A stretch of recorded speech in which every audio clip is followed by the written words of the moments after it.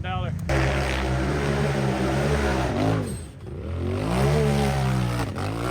I'm Cooper Bentley.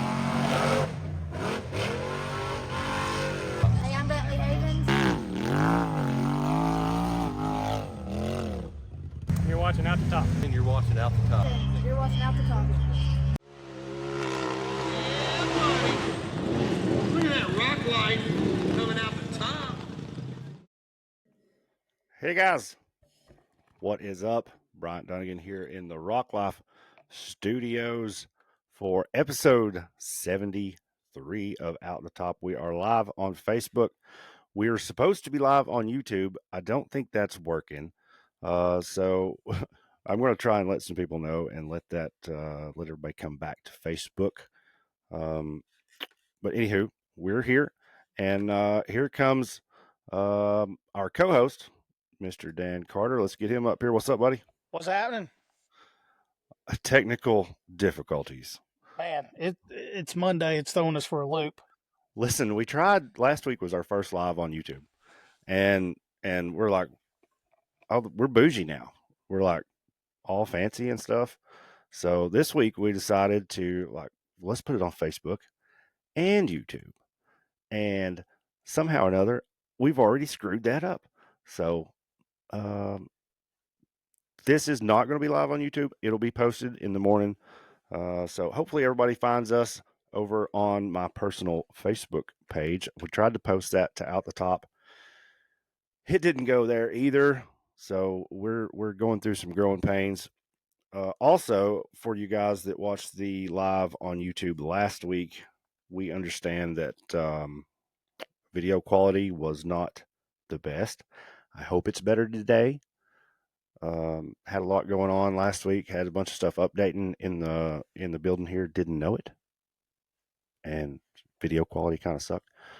But hopefully it'll get better today. And if not, we're going to keep working at it and keep working through it.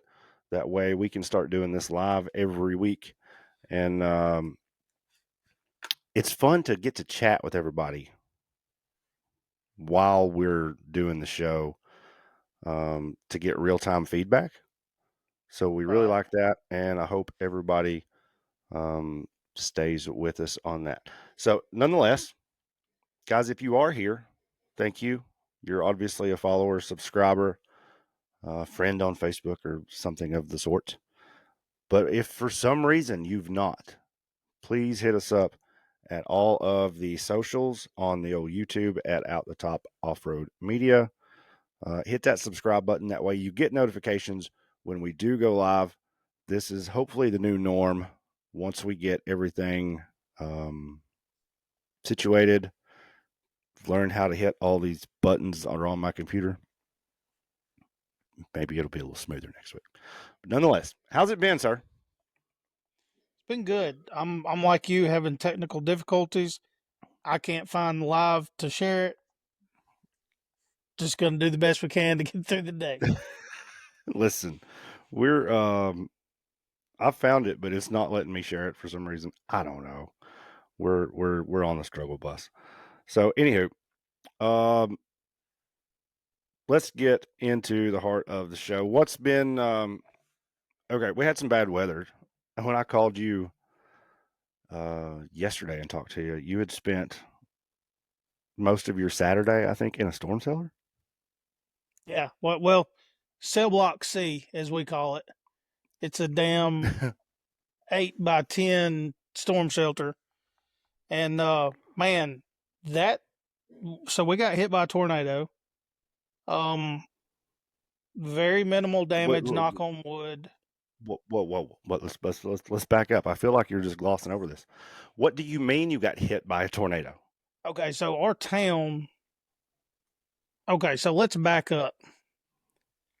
We are lucky to have so many aspiring, I guess you would call them meteorologists, weathermen, what have you. I know I'm going to take some slack for this, but I am appreciative to all these guys. So there's like a bunch of novice weathermen on Facebook in our area that share updates from like radar stuff.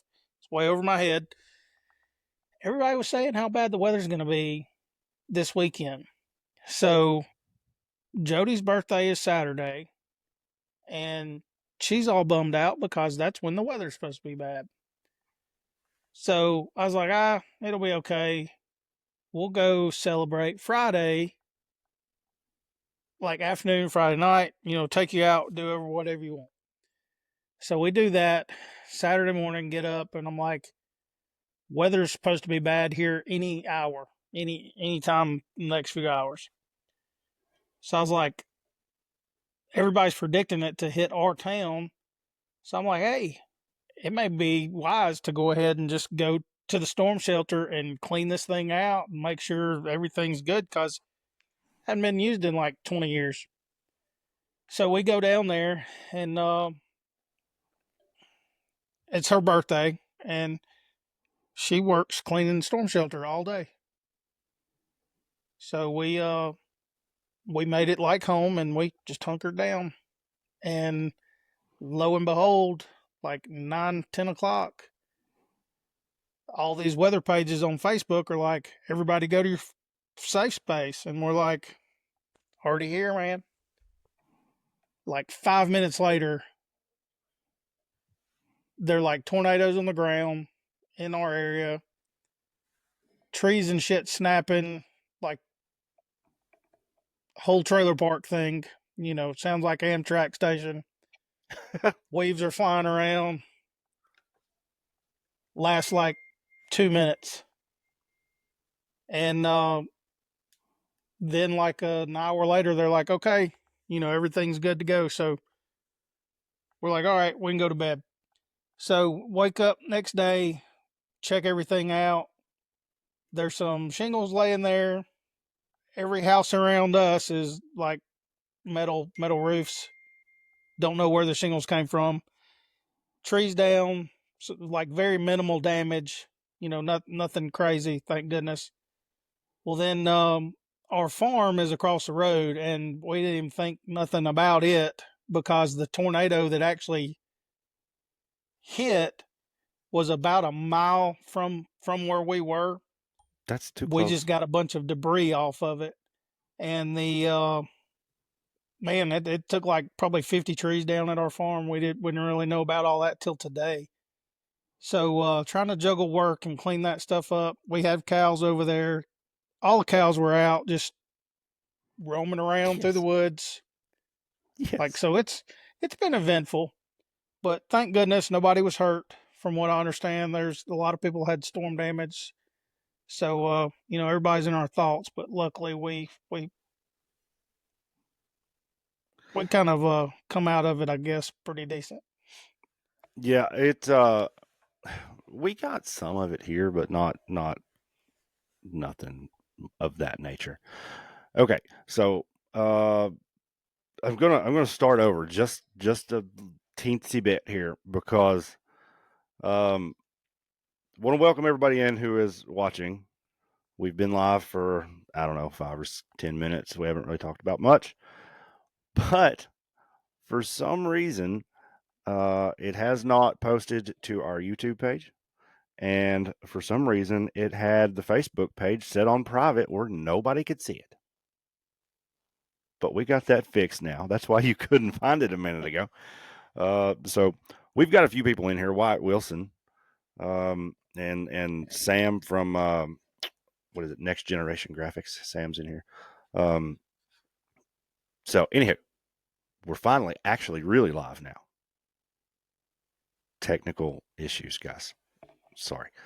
But yeah, like we were saying, guys, let us know what the we had trouble last week with the video quality on the live. We're still working through all the kinks, trying to figure out how to work all this technology. So let us know what it looks like, what it sounds like, and we're going to try and keep getting better at this. And the plan is to be live every week from here on out, so we can talk to you guys. But anyhow, we're going to get into the meat of the show here. Before we get too deep, though, I do want to talk a little bit about Ultra 4. We don't talk about them a lot We used to a little bit more in depth back, I don't know, in our first year maybe. We haven't talked about them much. But one thing I did notice this year, we had talked about going and running hammers, and we still may one of these days. But now you have to qualify for it. It's not just an open event like it was. You have to qualify. Getting qualified is really a technicality. You just got to show up to one of the regional races, and you're almost guaranteed a qualification spot. With that being said, I assumed their car counts would go up a little bit through their regional races. Right. But I done some digging trying to see how their event this weekend went. And dude, they had between the 45, 46, 4800 classes, they had less than 8 cars. Yeah. UTVs had less than 20 cars among all their classes. And I think like 14, 15 in the 4400. Why is that? How can you go from the biggest event in the country to that? Right. Is that why? Do you think? Because you've come off of a winter everybody spent preparing for hammers. You've worked your tail off. You've spent 2 or 3 weeks in the desert. And then you're basically a month removed from that, and you're off again to the middle of the country. Right. Like, it would just, as an organizer of an event, that just would be frustrating to me, I feel like. Oh yeah, for sure. Because like you said, it goes from being packed house to, crickets.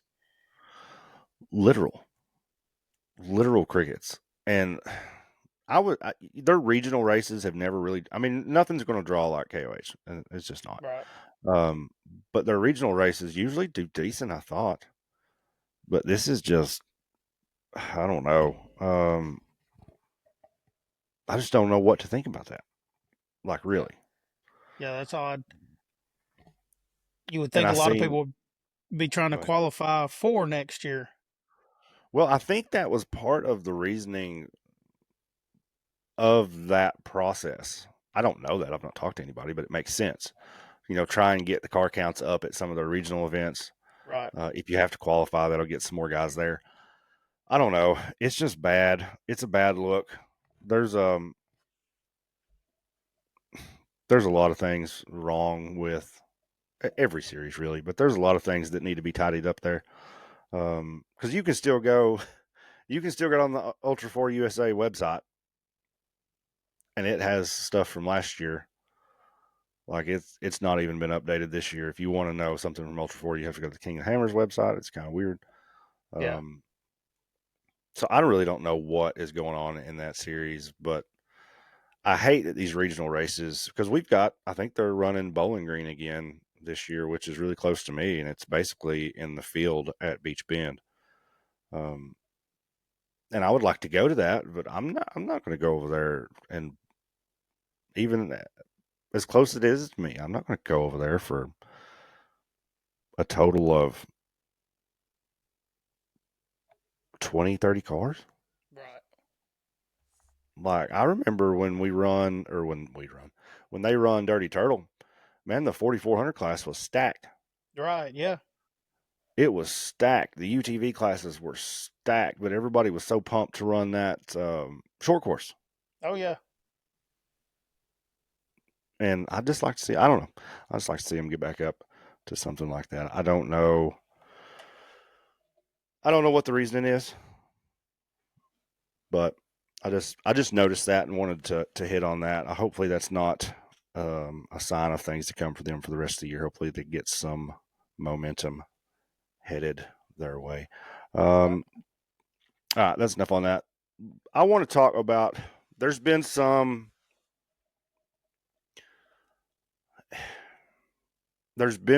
rules talk this week for the NRRA.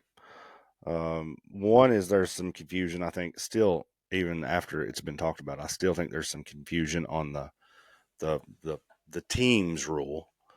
And then I wanted to, when we get to the tail end of this, I want to talk a little bit about the Chris Griggs situation, and about the video he posted. But the team rule never was an issue, right? Yes, you can advertise your OnlyFans here, Cody. I want to talk about the teams rule. So it never was an issue really until the Gilbert Hollinsworth, Clayton Hollinsworth situation happened. And I don't know, that's been several years ago now. And I only think it became an issue then because honestly, they were contenders. Right. I honestly think if they were running 10th or 15th, I don't think anybody would care. Right. But then after that, for a while, it was monitored pretty closely.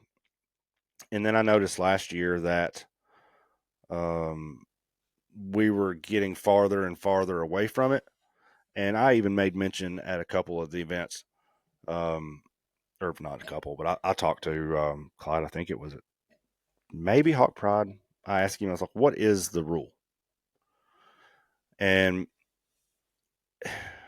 he had talked to me, and we spent some time discussing it, but it was basically the team rule was intended for the 2 Cup Series classes, which is the UTV Unlimited and then the Big Bouncer class. And it was really just designed to allow people, since we don't have drop races anymore, allow people to, something comes up, somebody can come race for you and you not be punished for it. Right. The year I ran, I utilized the rule to its fullest extent. I only ran 5 races. Brandon Grapevine ran some races. Clint Garrison ran a race for me. And I want to think somebody else run one. So back then the rule was you could sign up as a team, right? Me and you are a team. Now we can take the blue buggy, say so. You can run hill 1, I can run hill 2. We get the points. Right. Or you can run Windrock, I can run Wildcat. The points go in the same hole. And then after that, you still had 2 exemptions for 2 other people to run for you. But they had to have not, if I'm understanding it right, they couldn't have already ran for their own points, or they couldn't run for their own points after. Right. If and I may be mistaken on that, but that's the way I understood it. So we used that, and it, I only run 5 races. We finished in the top 10. I was tickled to death. Now it's kind of been brought back up, and I think it's been brought back up because of the new limited bouncer class. I think the confusion was, this year you can only run one of the bouncer classes. You can't run them both. Now your buggy can run whatever. You can hot lap that thing until the rods go outside the block. It doesn't matter. We're not buggy based until the buggy starts. So for people who don't know, if you start the race in the blue buggy, then you have to finish the event in the blue buggy. You Right. can't switch rides. But now drivers can change if you're signed up as a team. And I think that is still a thing. So technically teams are still a thing, but I don't think it is what it was 3 years ago. Right. It, because I noticed in UTVs last year that we had some people running, it seemed like every week for somebody different. Mm-hmm. And then at the end of the year, they have their own points too. Right. So, yeah, I don't necessarily agree with that. I think it needs to go back to the same, same rules that we had like 3 or 4 years ago. Like you can run for your team's points, but you've got to be known as a team before the first race. like in the questionnaire when you sign up for your your season driver, it asked you your teammates. And then now, like you said, it's just like anybody running for anybody's points can go, run, or, if you want to run for your own points next race, yeah, have at it. Yeah, I'm indifferent about the rule. I don't really care which way it goes. Yeah. I would just like to know, like, what the rule is. Yeah. And Um, I think like we've utilized it as far as like driving for other people's points. yeah, and But we've had people run for you. yeah, but we do it because it's free entry for us. Oh yeah, absolutely. And that's like I don't care Yeah, either way. I just think that it's nice to know up front race one, like you've got three or four people that's on a team. I'm kind of like you. It's like it'd be nice to know. yeah, it would just be. I think there is some confusion built in that rule. Um, but I mean, I like the rule, and I don't know. I just feel like some of the some of the rules we have are utilized in certain situations and not in others. And it's kind of one of those black and white things, you know, like this is what it is, that should be what it is. The only rule that we have that should be questioned is the flag rule.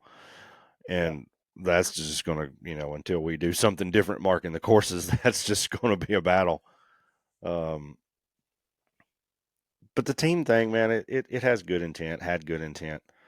Um, I just kind of want to know what it is. And I don't like that we have different rules as far as that goes, things like that. I don't like that we have different rules for different classes. Right. If that's a Cup Series rule and say not a Bounty Series rule, then we should, that should be known. And I don't like that we differentiate. I think differentiate between the classes, because at the end of the year, all the classes get a trophy. There's a champion in every class, so points do matter. We don't necessarily, um, you don't necessarily get a bunch of money, but I mean, you're still battling for a championship. So, I mean, it still is what it is. Nick Rock asked, can you tell us the advantages of the rule and why they shied away from it in the past? I mean, it's just, it's basically, Nick, it's basically like we'd mentioned, it was to keep people, years ago we had a drop race. Mm-hmm. We had a 10 race series, and you took your best 9. Well, actually, I guess you would have taken your best 8 plus finals. Right. And because stuff happens, life happens. So, this came about uh,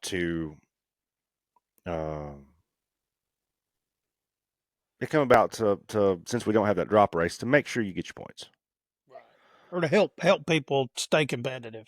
Yeah, and also, I mean, even if you had let's just say used to, if you had a race and you had a bad race, you could drop those points. It was just, I don't know what year it was, and I could be speaking out of school here. Um, there was a double event, much like what we had last weekend. Mm-hmm. There was a double event, and we had drop races all up until that year. Mm-hmm. And when that happened, the drops went away mysteriously at the same time. I feel like, to try and get people to pick and choose.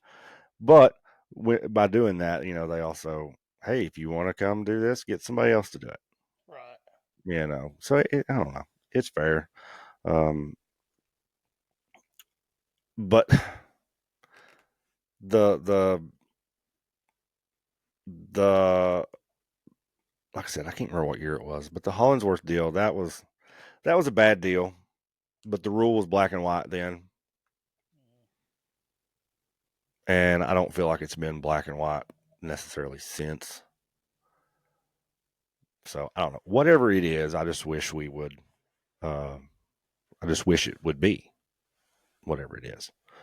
Yeah, like it just needs to be clear. I mean, it's like we've Yeah. already got like you said, the flag rule unclear. It'll always be unclear. We don't need to make another rule that's going to be just as unclear. Well, my thing is the rules are just as important for 1 through 3 as they are for 17 through 20. Yeah. So if we're going to hold 1 through 3 to a standard, then 17 through 20 needs to be held to the same standard, and there shouldn't be no question about it. Which kind of leads me into the next topic. So our limited class, bouncer class, there was in the very first race, there was I'm not going to use the word disqualified or DQ'd. We'll call it unapproved. Yeah. Because I think to be disqualified, I think technically you have to race. So it was unapproved. Chris Griggs, which we had talked about, was going to be one of our season limited drivers. Played in his own words, played in the gray area with the shock rule. So the rule as written, and I like to do this, so I'm going to pull it up. The rule as written, the best I can tell, let's just pull it up here.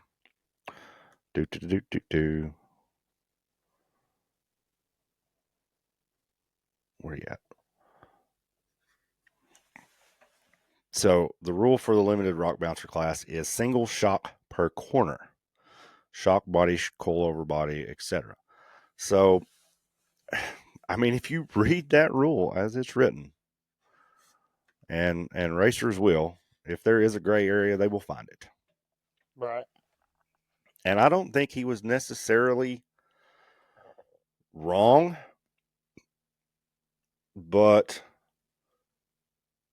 also there's an unwritten rule in that class is that your machine basically has to pass an eye test. Mm-hmm. And they wanted to keep the rules of that class to where somebody could walk up to your machine, not turn a wrench, not turn a bolt, not do anything, just look at it from 10 feet away and go, yep, you're legal. No, you're not. Right. Right. Because there's no tech, like you said, I think it was passed just so that it would be just a quick visual. Like we're not going to be breaking motors down. We're not going to be taking bypasses off and checking pressure stuff, oil, like it needs to be something that's simply yes or no. Yeah. And so he kind of dabbled in that gray area. He had his coil carriers and he did in his video, he posted the explanation video. He took more or less took the guts out of his coil carriers. Right. So that's exactly what they were. However, upon the eye test, it looks like it's got 2 shocks. Mm-hmm. And he made an argument for that rule was intended to keep costs down. That's what this class is about. And he even broke down, this is what my combo costs. This is what a set of, I forget which ones he named, but this is what a set of these other shocks that are single shocks, this is what they cost. And they cost more than what I have. So, I mean, he made valid points. Right. And I like to see people pushing the rules, especially when it comes to technology. Right. Because I mean, that's just what racers do. Well, and I think that's a way to grow the sport. Even if it's limited or unlimited, we've started making courses that, all these unlimited bouncers are just whooping. There's nothing that they just about can't do or climb. So, it is cool to see this limited class come in and hopefully it'll keep growing. But you still have to be innovative, and I think that's where we're going to see the growth continue. Is just like this class here, like you know, there's a gray area for a reason, and I think that's what Clyde's idea is to, leave the gray area for everybody else's interpretation to see what the class can grow to be. Well, I've seen that in course layout before. Like here's the course layout, but it's still kind of vague. Like you just kind of got to get from here to here. Not really going to give you too much guidance on how to do that. And Timmy used to be really good at that. If there was a shortcut in the course, a legal shortcut or a line that people would look at and go, that's not right or not in the course, or you can't do that or whatnot. He was really good at finding those things. Right. Not really even bending the rules, just finding those gray areas and being like, hey, it's there. You all didn't see it. I seen it. I done it. Right. And anytime you have rules, especially technical rules, you're going to have people working in that gray. But I don't think Chris was right. I don't think he was wrong. I do think it was thinking outside the box. I would have never dreamed that. I would have never thought up that scenario. I would have just went and put a single shock on a corner. Yeah. So kudos to him for trying it. Yeah. I hate more than anything, I hate that he spent the time and effort for that. Said he even had to do some machine work. So I don't know if his stuff will go back together now the other way or not. Right. But said he had to do some machine work. So he spent a lot of time, a lot of effort, a lot of testing to get denied, which kind of stinks. But I mean, really, that buggy's capable enough to get on the podium in the big class anyways. Yeah. So, I don't know. Maybe that was the sign telling him to stay put. Is there any other like really rules that like not even gripe you, but like something you'd like to see adjusted or changed, or are you kind of happy with everything the way it's sitting? I'm pretty happy with the way everything sits. I mean, it's man, you kind of put me on the spot because I don't know. I know. I don't know what season this is for Clyde. He's been doing it long enough that he's grown from each year. I mean,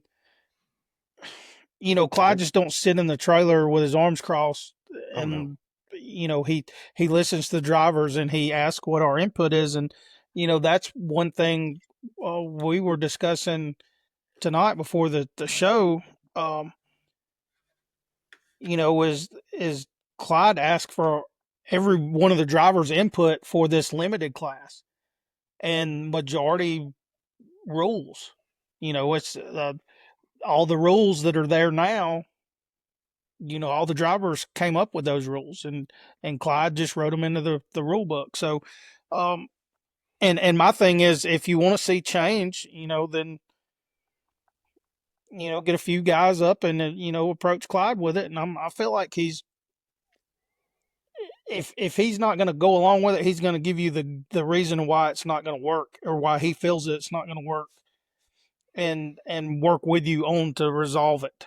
So I mean, everything has been good. I know that like we talked about the flag rule, that can be driven in the ground, but as far as anything else, has always been on point. And I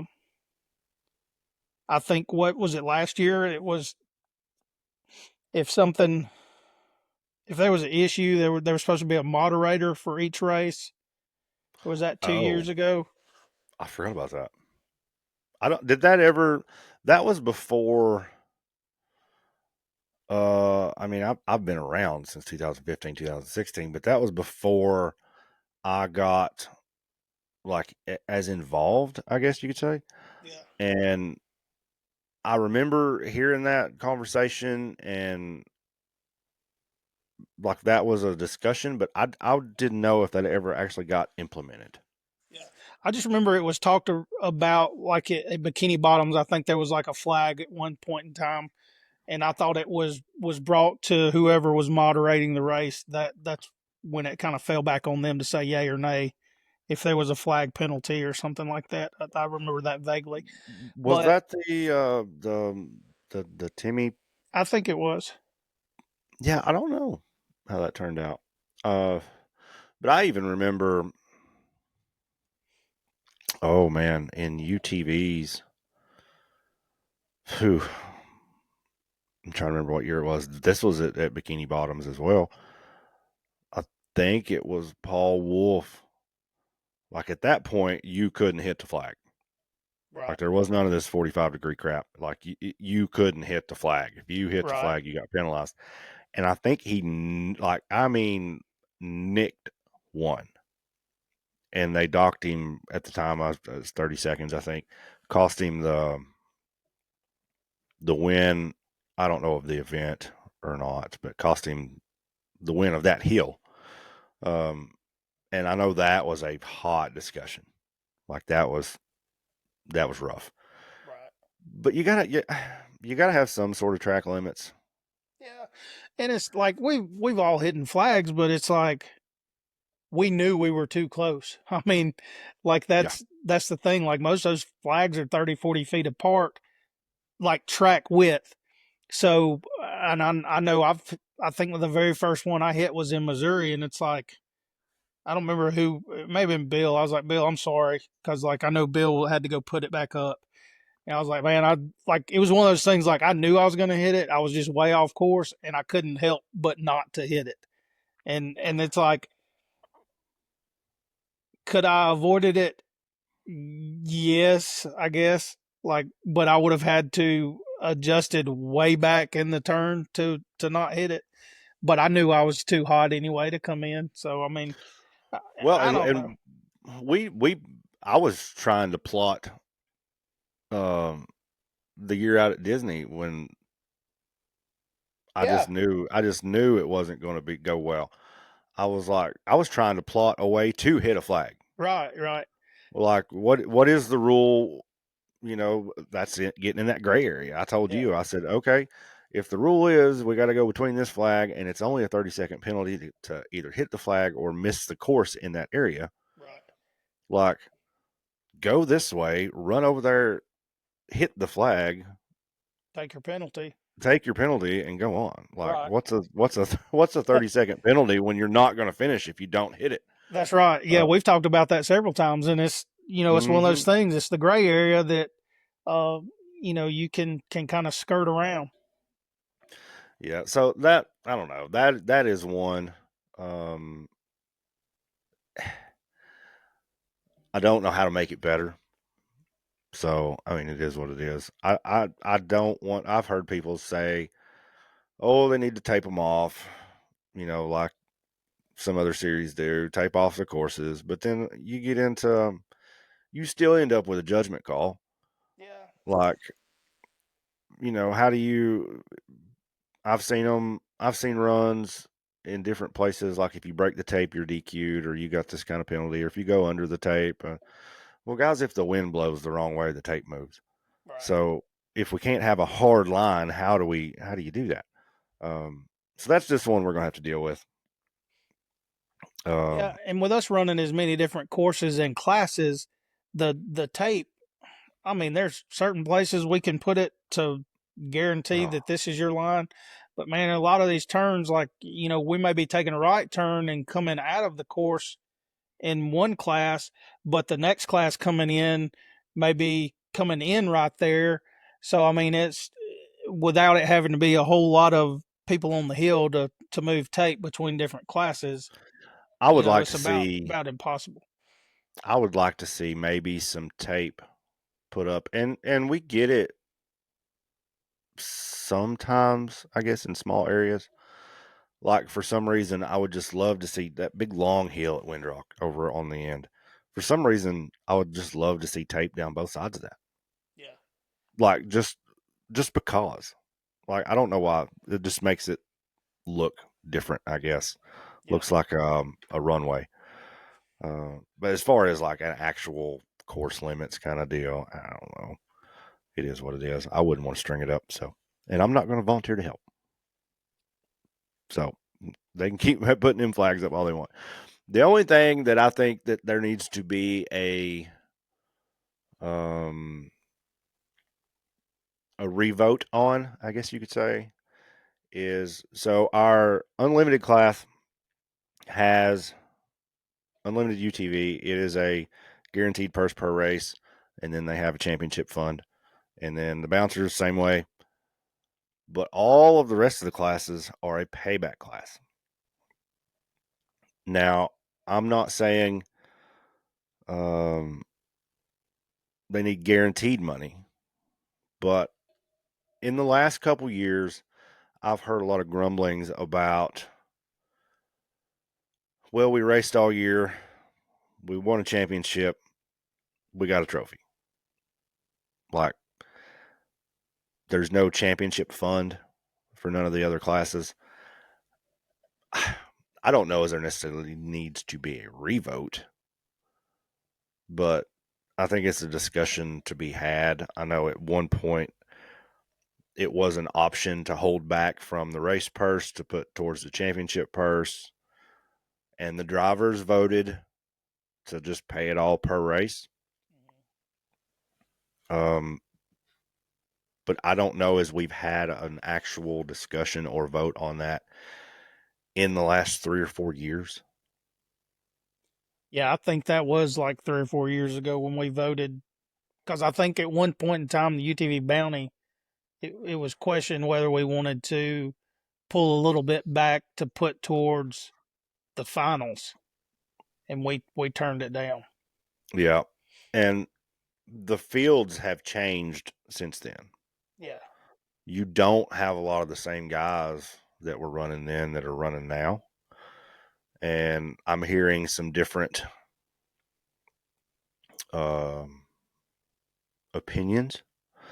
So maybe that's something that needs to be discussed, because listen, that stock class, with as many entries as they're getting, they could have a pretty hefty points fund at the end of the year. Mm-hmm. You know, even if they held out 25% and put it to a points fund at the end of the year, that would be a pretty healthy, should be a pretty healthy paycheck. Wyatt says the UTV bounty should be a paid class. Yeah. So it should be. However, I'm going to go back to, when we voted on the paid per race or holding out for the season. That class was going away. It was going away. It wasn't going to happen. The only way it stayed was it was going to be a payback class.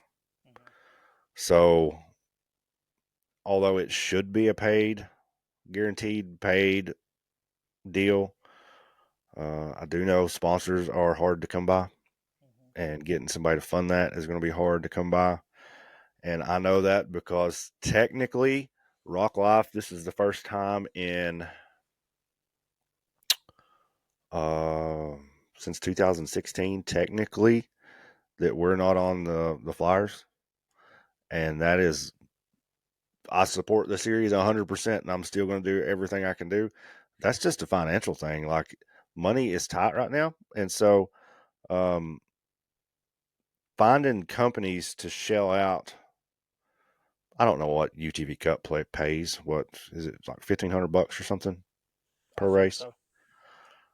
These bounty guys on the right race, they're winning more than that. So I don't know. but that class was going to go away. It was said it was going to go away. The only way it stayed was it was going to be a payback class, and it was running the same course the bouncers ran. So we're kind of lucky it's still around. And I don't, unless they find somebody to come in and step up and specifically fund that class, I don't think that's going to happen.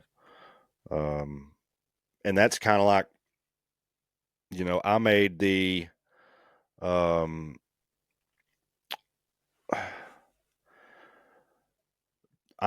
point, when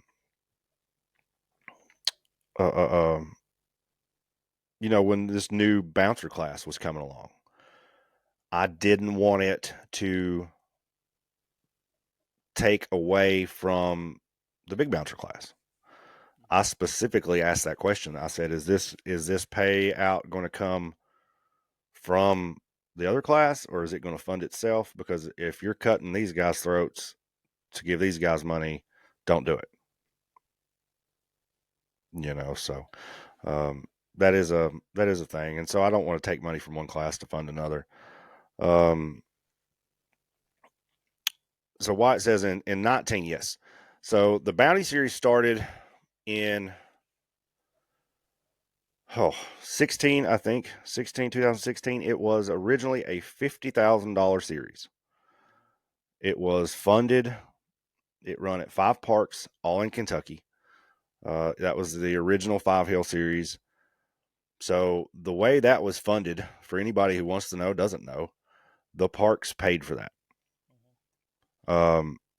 The parks paid a certain amount of money to have the series come to their park. And so it was 50 grand. You got so much per race, I think. It was a 50 grand prize pool for the 5 races in the championship. Right. And I'm not sure they'd done that for the second year or third year, but there was guaranteed money then. And they were standalone, so it was total different weekend from the bouncer class. Like I remember we were, like you said, all in Kentucky, but like that was the event for the weekend. It was Saturday race. Yeah, so you had your own ticket pool. You had your own. It had its own money. It made its own money. But now that it's part of something else, it's hard to do that. Let's see. We had another. I thought we had somebody else on here. Oh, Busted Knuckles in the house, by the way. So I don't know. That's just a few things I would like to see maybe re-voted on or talked about. Right. But that's enough about that. All right. So last week or last year, we started our weekly awards after every National Rock Racing Association event. We done our 2 awards. We had a on the top, out the top award and an on the hook award, which is thanks to Wyatt Wilson. Actually, we forgot to do that. We're so rusty at this, we forgot to give out our awards. So let's go. I know who the on the hook is. Do you have an out the top award winner nominee for the Wildcat race? For Winrock? Yes. Shoot. Yeah. I cannot say those places. No, I don't. Christ. So for me, for the event as a whole, I think you give it to. I think we've got a co-winner this week. Yeah. Dylan Dowler in the long bed in the stock class, finishing second. Yeah. That props to him. Stock class. After blowing an engine in his razor in the parking lot before the event. I mean, that's pretty daggone good. Yeah. And then, listen, Jay Stort's new buggy didn't get done, so he just went and bought one. Yeah. Talking about a boss move. And listen, I think that buggy, if it could turn, that buggy run better than Ford Play did all year. Yeah. It just couldn't turn. You couldn't turn that thing around in a 40-acre field. I said, Jay, what happened to you up on top? He said, hell, I got up there and got stuck between two trees. This thing won't turn. He said, if it turned, I'd have been all right. But it run good, looked good. So those are my two co-award winners, just for showing up and having the heart and having good runs. On the hook, Man, there were so it many. has to be the Can-Ams. Yeah. Yeah. The like Can-Am in general. Like, Yeah, it has to be those two guys. I have never in my life seen such, especially the one guy that hit the tree oh or man. hit the stump going up the hill. Oh, there was so much hate going around on the internet. Like, goodness Oh, gracious. the comment section on that is just unreal. Between all the videos that were shared of that, it's probably upwards of 10 million people have seen you hit that stump, buddy. So that's going to be one of those videos. You see those, like ridiculousness, Yeah. Rob Deerdeck. That's going to be one of those videos that show up on there. Oh, for sure. Yeah, and like I'm just wondering whose it is. Like yours had 1 million views in less than 24 hours. I'm gonna say Charles has close to 1 million views, and then I'm gonna say Probably, that Clyde has one that's got like close to 1 million views, or if not over. So yeah, I think mine finally hit. It's a little over 2 now. Clyde's is probably 1.5 million. I don't know what everybody else's is. But I would say between YouTube, Facebook, TikTok, Instagram, I'd say it's that video is up over probably 10 million total, amongst everybody else. So it you're going to see that on TV one of these days. So the Can-Ams definitely get the on the hook. Dylan says the two-seater is fixed now. Good. So yeah, poor Can-Am guys. You don't win an award. As always, you just get to say you sucked this week or last week. Outlaw finally posted their results. If I had a clapping button, I would hit it. I don't have a clapping button. Wait, let's see. Do I have a clapping button? Where's it at? Oh, Outlaw. Yes. Good job, guys. I really appreciate that. Getting results posted a week and a half after your event. Better late than never, I suppose. But if you guys want to go over and check that out, that is on their Facebook page. They do have times and final event finishes and points all posted. Maybe one of these days they'll get that stuff out where people can see it. Guys, I really don't have a whole lot left this week. Dan, you got anything you want to talk about? I'm good, man. We just trying to get everything ready for Wildcat coming up a couple of weeks. Not even going to try and say it. I'll call it something else. Wild Kitty. Listen, from what I understand, all their cabins, all their campsites are already booked. So it sounds like it's going to be a whole lot better than finals. So make sure you get there early, get your tickets, get in, and watch some of the best off-road racing in the country. We'll be there. We're going to have the booth set up in the normal spot. Might try and do an episode from down there. We'll see how that goes. Guys, I appreciate everybody for hanging out with us. Like I said, if you've not subscribed over on the YouTube, please do that. This is supposed to be over there, and it will be over there in the AM. We had some technical difficulties. We're learning this live stuff. We're going to get better. Let us know, what it looks like, what it sounds like. If we need to make adjustments, we will do that. This is the first time we're live on Facebook. Hopefully, this is going to be the new norm. So in the future, look out Tuesday nights typically. I know this is Monday, but Tuesday nights typically at 9 p.m.